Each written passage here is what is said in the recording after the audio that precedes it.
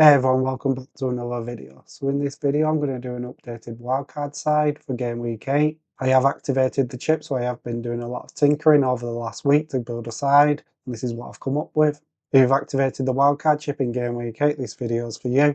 My aim is to get 300 subscribers before the deadline on Friday, so if you're watching this, hit subscribe. My aim is to get 20 likes on this video, so hit the like button before we get started. Anyway, intro out the way, let's just jump into it. So as you can see, I've got 101 million in the bank after a few price rises over the last week. If you haven't got that budget, there's a few different transfer options that can help you save some money, so do stick around until the end. So in goal, I've gone with Nick Pope instead of David Raya. Newcastle fixtures are starting to get better, and at the start of the season, Newcastle have done really well defensively. Nick Pope's one of them goalkeepers that could potentially get bonus points as well as keeping clean sheets. So I've gone with him over Raya. There is a cheaper option in Sanchez if you haven't got the budget. Chelsea's upcoming 5 fixtures are really good, so Sanchez could be an option. I already had him on my side before I wildcarded, so I did want to change it a little bit, so I went with Pope. But I do think Sanchez is a really good option. Into defence, and I've doubled up on Arsenal with Gabriel and Timber. There is a little bit of a worry that Timber will get rotated sometime in the future. But with my backup being Guehi, Senesi and Anderson, if he doesn't start, one of these will come in and they'll probably get DEFCON points as well. And my plan with Timber is to potentially sell him in game week 12 or 13. Man City and Liverpool's fixtures turn around that time, so I could get one of their assets instead of him. Senesi's a lot for me. He keeps getting DEFCON points, he's getting goals and assists, he's getting clean sheets, and he's getting bonus points. Then we've got Anderson. The next 2 fixtures for Fulham aren't the greatest, but after that the fixtures are really good for them, so I do want him in my side. He's probably likely to get DEFCON points out of the Fulham side. And then I've gone with Guehi as the Crystal Palace defender. If you want to save a bit of budget, then you can get Richards from Crystal Palace instead. But I do like Guehi over Richards for the long term. Matt Guehi seems to be a threat from set pieces. They keep aiming for him on throw-ins, so he's getting the flick on, so he could get a lot of assists that way. And because he is the club captain, if they do rotate the side, I do think Matt Guehi will still start. So going into the winter months, I'm more assured that he's going to be playing all the time. Then into midfield, I've got another Crystal Palace player in Sarr.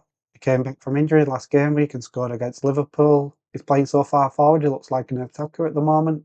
And Crystal Palace have started the season off like they finished the last season in good form. So at 6.5 million, I want him in the side. Then next we've got Saka, and Arsenal's fixtures for the next 4 are really good, so I want Saka in my side. He took the penalty last game, and I think he should be taking the penalties moving forward.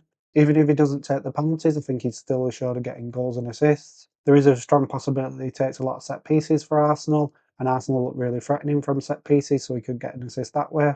Then we've got Semenyo, and I don't really need to talk too much about him. He feels essential in FPL at the moment. Then we've got Enzo Fernandez, and Chelsea's fixtures are really good. They've got Nottingham Forest, Sunderland, Tottenham, Wolves and Burnley in the next 5 fixtures. With Cole Palmer injured, I think he'll play more advanced and play in the 10 position. Enzo Fernandez has got over 30 goals and assists since the start of last season, so he's somebody that will get a lot of goals and assists. Chelsea got a penalty without Cole Palmer in the side, and he took it, so he could be on penalties, and he is on set pieces, corners and free kicks. And with him playing a bit further forward, I do think he'll get himself into the 6-yard box and get a few chances, so I do think he's an essential at the moment. And then the 5th midfielder is King, and he's 4.5 million. He's just probably going to sit on my bench all the time. I'd rather put my money into the starting 11 than have a 5 million midfielder, because I'll be benching him all the time, and I think I'd rather have the DEFCON defenders to come into my side instead. So that's why I've gone heavier on my defender options, because I think they're more chance of getting more points. And then for the forwards, I've got Bowen in my side.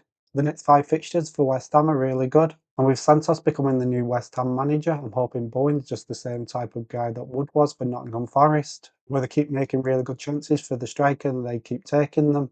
Then as I said with Enzo Fernandez, Chelsea's fixtures are really good, so I want João Pedro in my side as well.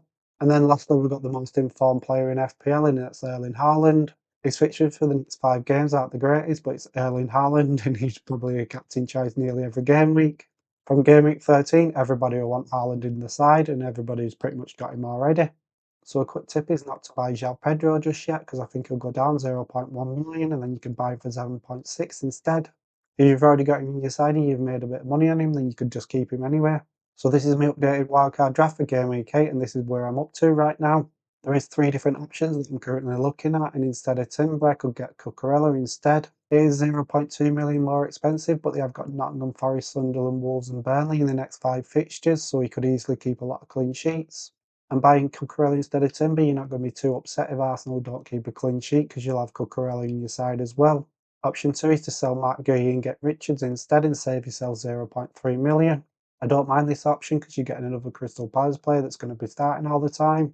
He's likely to get in DEFCON points and you save yourself 0.3 million. And with that 0.3 million, I could potentially get Cucurella instead. And then option number 3 is not having Bowen and getting Walter Maid instead. I've been impressed with Walter Maid since he came to the Premier League. And the last few results, he's done really well. He took a penalty in the last game and finished it off really well, so he could be on penalties moving forward. I do think it would potentially be Gordon, but if Gordon comes off any time, then I do think it'll be Walter Maid that takes them. And with Wissa having a setback on injury, I do think Walter Maid will be starting all the time up until game week 12 or 13 after the international break. And from game week 13 onwards, Newcastle's fixtures are really good.